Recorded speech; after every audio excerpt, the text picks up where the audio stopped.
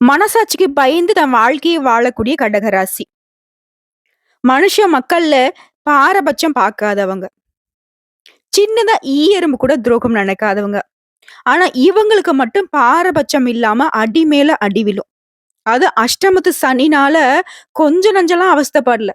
வாழ்க்கைய முடிச்சுக்கிற அளவுக்குலாம் பல நேரங்கள்ல நீங்க முடிவு எடுத்திருப்பீங்க. ஆனா உங்களுக்கு பிறவியிலேயே கடவுளுடைய அனுகிரகம் இருக்கிறதுனால எவ்வளவு கஷ்டங்கள் வந்தாலும் அதை கடந்து வரக்கூடிய அளவுக்கு ஒரு சின்ன பாதையாவது கடவுள் ஓப்பன் பண்ணி விடுவாரு. இப்படி ஏதாவது ஒரு வகையில இந்த கழுவுற மீன்ல நழுவுற மீனுங்கிற மாதிரி கஷ்டத்துல இருந்து அப்படியே கொஞ்சம் கொஞ்சமா கொஞ்சம் கொஞ்சமா தப்பிச்சு தப்பிச்சு வந்தாலும் ரொம்ப கஷ்டப்பட்டுட்டோம். அதாவது உயிர் மட்டும் தான் மிச்சம் இருக்குமா அப்படின்னு சொல்லக்கூடிய அளவுக்கு. ஆனா இந்த கடகராசி பார்க்கிறவங்களுக்கு யாருக்குமே இவன் கஷ்டத்துல இருக்காங்கிறத கண்டே பிடிக்க முடியாது. அந்த அளவுக்கு தன்னுடைய கஷ்டங்கள மறைச்சுக்கிட்டு புன்னகையோட வலம் வருவாங்க. இவங்க ஒரு இடத்துல இருக்காங்கனாக்க அப்படியே அந்த சுத்தி இருக்கவங்களும் இவங்கள தான் இந்த ஸ்வீட்ட பார்த்து ஈ முக்கிற மாதிரின்னு வச்சுக்கோங்களேன். இவங்கன்னா அப்படியே உசுர விடுவாங்க. ஏன்னா அந்த அளவுக்கு எல்லாரையும் சந்தோஷமா வச்சுப்பாங்க. ஒருத்தர் மனசு கூட ஒரு துளி அளவு கூட நோகாத பேசக்கூடியவங்க. எங்க வளையணும், எங்க நெளியணுன்ற எல்லாமே நெளிவு சுளிவு தெரிஞ்சவங்க தான் அந்த கடகராசிக்காரங்க. எந்த இடத்துல தொப்புன்னு விழ்றீங்க? பாசத்துல. எந்த இடத்துல இவங்க கிட்ட பாலையும், கல்லையும் குடுத்தா 2யும் ஒரே மாதிரி பார்க்கக்கூடியவங்க. அவ்ளோ நல்லவங்க. மென்மையான உள்ளத்துக்கு சொந்தக்காரங்க. பேச்சு வேணா வீர தீரமா இருக்கும். ஆனா உள்ளுக்குள்ள இவங்களுக்கு வஞ்சம் அப்டின்னாக்க என்னன்னு தெரியாது.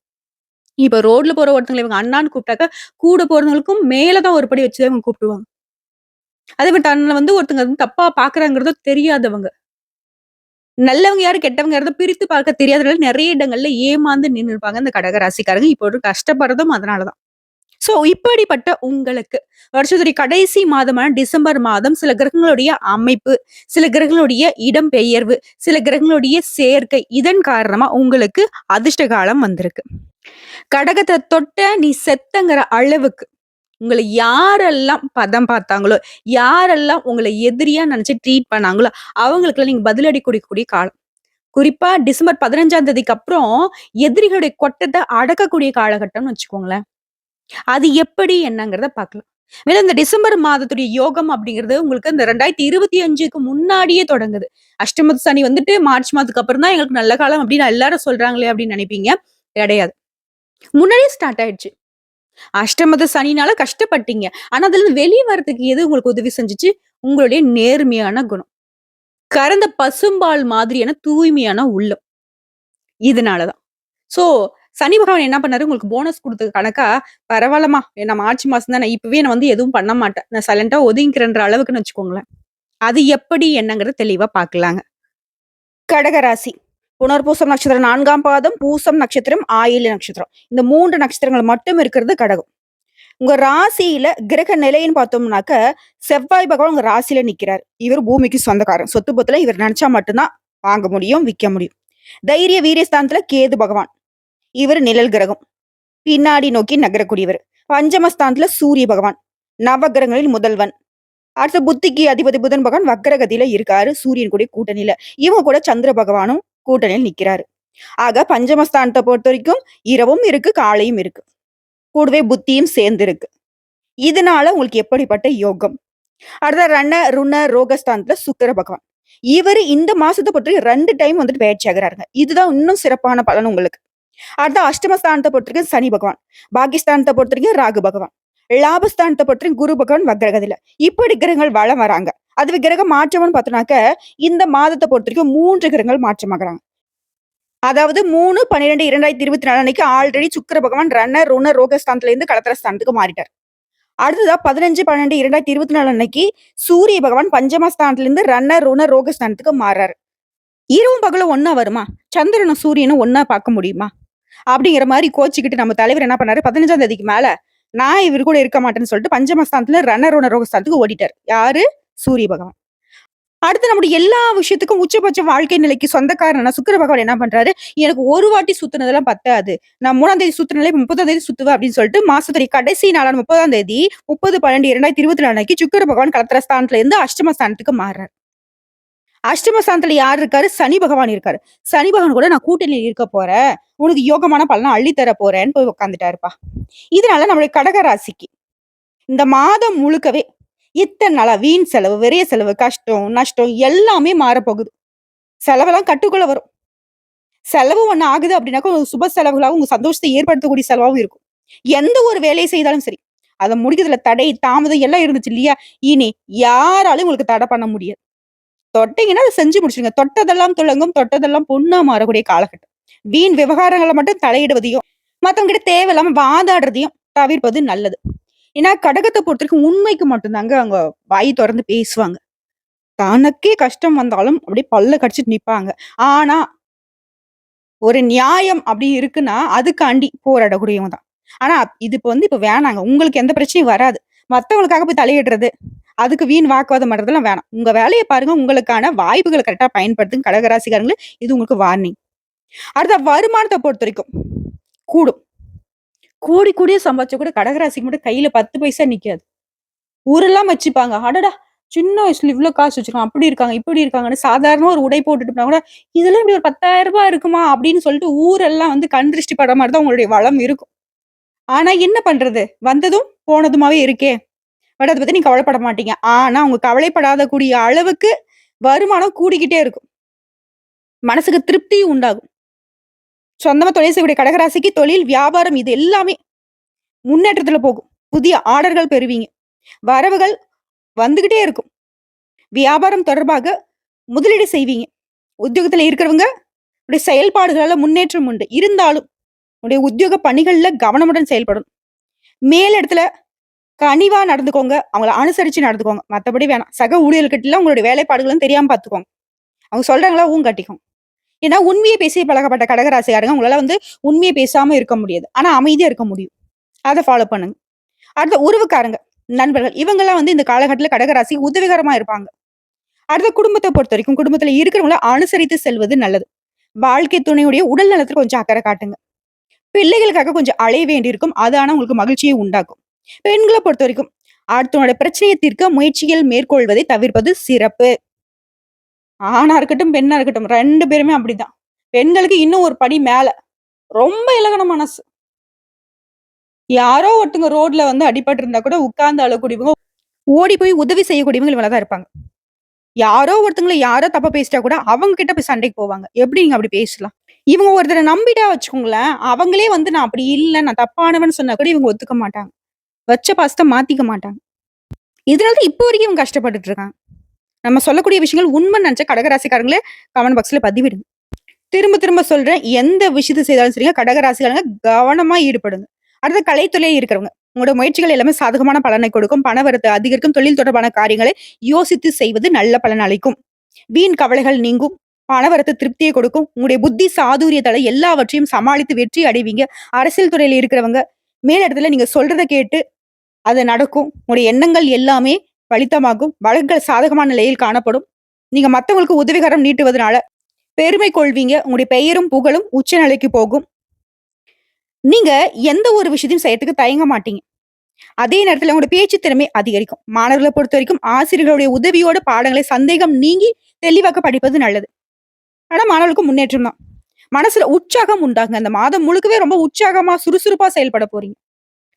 இப்ப வரைக்கும் பார்த்த பொது பலன்களை கடக ராசிக்கு மனசுக்கு நிறைவை கொடுத்திருக்கும். இப்ப நம்ம நட்சத்திர பலன்கள பார்க்கலாங்க.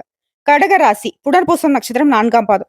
திடமான சிந்தனை கொண்ட உங்களுக்கு இந்த டிசம்பர் மாதம் அப்படிங்கிறது முன்னேற்றத்தையும், அதிர்ஷ்டத்தையும் தரக்கூடிய மாதமா பிறந்திருக்கு.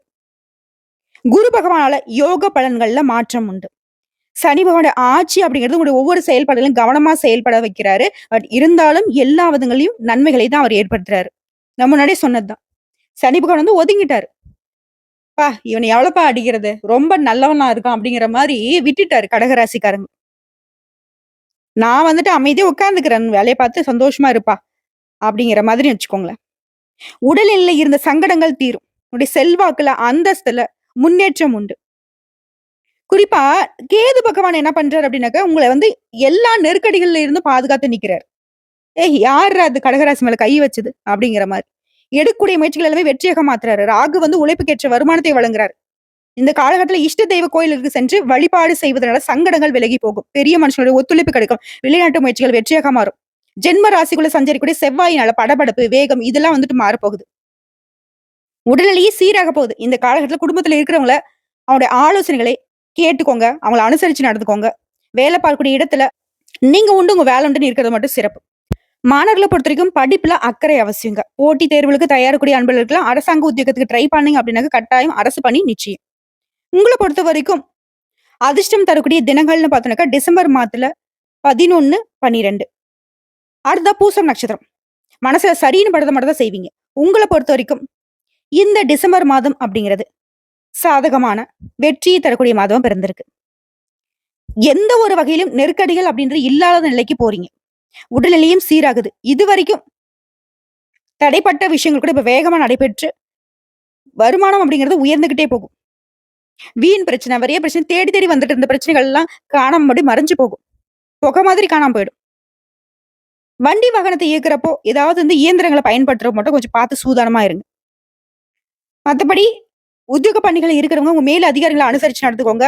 குறிப்பா நான் திரும்ப திரும்ப திரும்ப சொல்றேன் கடகராசி சேர்ந்த எந்த நட்சத்திரத்த சேர்ந்தவங்களாலும் சரி, வேலைகள்ல மட்டும் கவனமா இருங்க. குடும்ப உறவுகள பொறுத்தவரைக்கும் இணக்கமான சூழ்நிலை இருக்கு.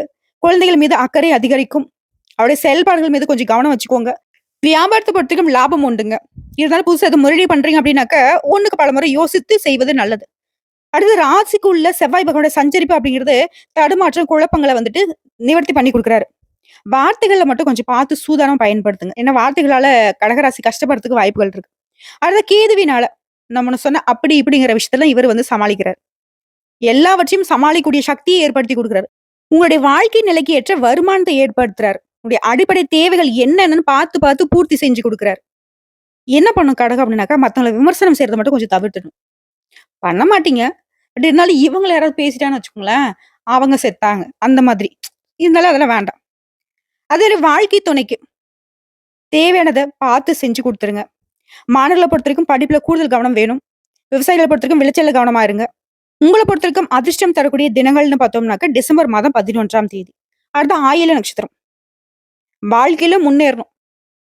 அதுக்கான வழிய மட்டும் எப்பயும் பார்த்துக்கிட்டு இருப்பீங்க. யார பத்தியும் யோசிக்க மாட்டீங்க. ஏன்னா, மத்தவங்கள பத்தி யோசிச்சு தானே நமக்கு தேவையில்லாத ஒரு சிந்தனை வரும். இவங்க நல்லவங்க. அதனால தான் உண்டு, தான் வேலை உண்டுன்னு இருப்பாங்க. உங்கள பொறுத்தவரைக்கும் இந்த டிசம்பர் மாதம் அப்படிங்கிறது முன்னேற்றத்தை தரக்கூடிய மாதமா பிறந்திருக்கு. உங்க செயல்பாடுகள் எல்லாமே வெற்றியாக மாறும். வியாபாரிகள பொறுத்தவரைக்கும் புதிய முதலீடுகள் செய்யறத மட்டும் யோசித்து முதலீடு செய்யறது ரொம்ப நல்லது.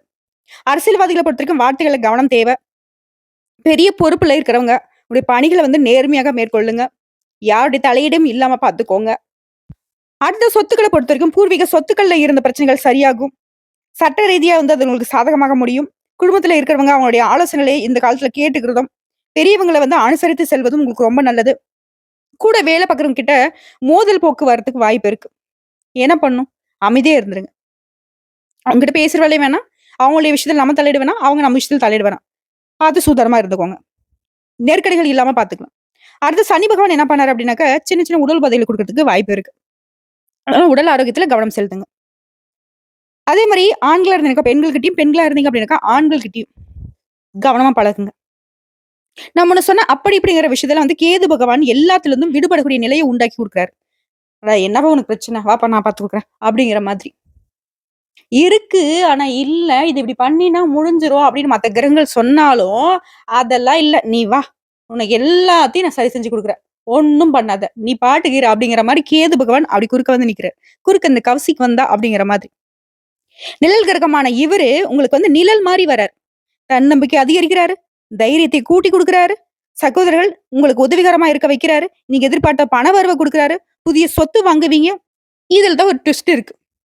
கடகராசியை பொறுத்தவரைக்கும் எந்த ஒரு விஷயத்தையும் கவனமா செய்யணும்னு நான் சொல்லியிருக்கேன் இல்லையா? சொத்த வாங்குறீங்க, விக்கிறீங்க அப்படின்னா, அதோடைய மூல பத்திரத்த பார்க்கணும். முன்னாடி ஏதாவது வில்லங்கம் இருக்கான்னு பார்க்கணும். அத 1க்கு 2 முறை நீங்களே சரி பார்த்துக்கோங்க. மத்தவங்கள நம்பி ஒப்படைச்சிடாதீங்க. ஒப்பந்தங்கள கையெழுத்து போடுறதுக்கு முன்னாடியும் படிச்சு பார்த்து கையெழுத்து போடணும். அரசு வழி முயற்சிகள் அனுகூலமான பலன கொடுக்கும். மாணவர்கள பொறுத்தவரைக்கும் படிப்புல ஆர்வம் அதிகரிக்கும்.